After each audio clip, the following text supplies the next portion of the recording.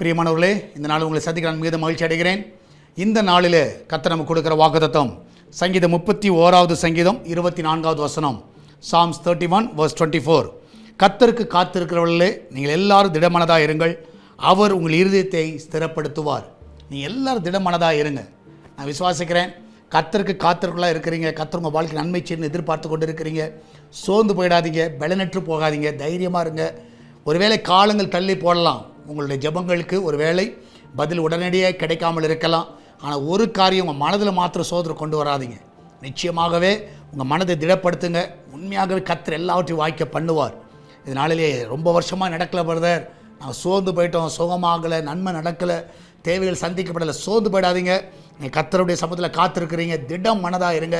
கர்த்தர் நிச்சயமாகவே உங்கள் இதயத்தை ஸ்திரப்படுத்தி எல்லா காரியத்தையும் வாய்க்க பண்ணுவார். நம்மளால் ஜெபிக்கலாமா? நன்றி ஆண்டவரே, இந்த அருமையான வேலைக்காய் சோத்திருக்கிறோம். இதனால் உங்களுடைய கடமைகள் அற்புதமாய் தாங்கட்டும், வழி நடத்துங்கப்பா.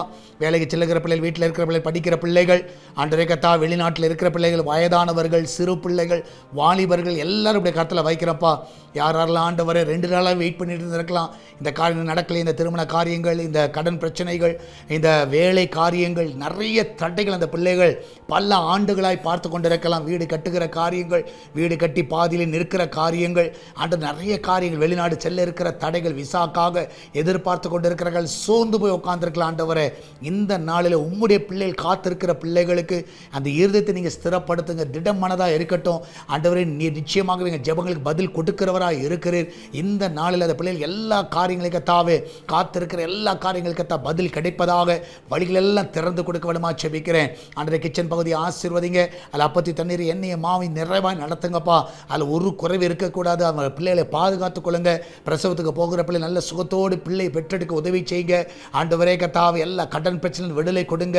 ஆண்டவர், இந்த நாளில் பிஸ்னஸ் பண்ணுகிற எல்லா பிள்ளைகளும் நல்ல உயர்வை கட்டளையிடுங்க, நல்ல லாபத்தை கொடுங்க. ஆண்டவரே, எல்லாவற்றுக்கும் மேலாக ஆண்டவரே, ஆண்டவரே விசேஷமாய் கர்த்தாவே, நாளை தினத்தில் நடக்கிறதான ஃபாஸ்டிங் ப்ரேயரில் உமது கரம் இருக்கட்டும். ஆண்டவரே, உபவாச ஜெபத்துக்கு எல்லாரும் கொண்டு வாங்கப்பா.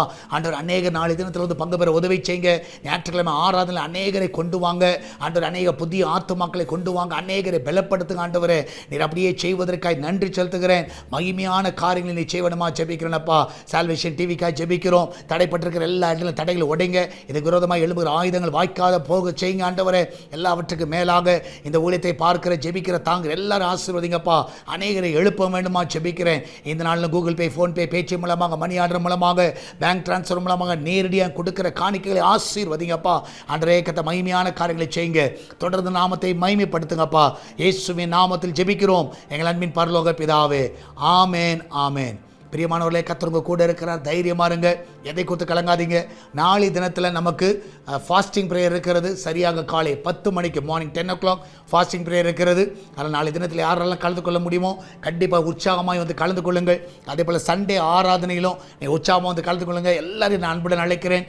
எல்லாரும் வாருங்கள், கர்த்தர் பெரிய காரியங்களை செய்வார். God bless you.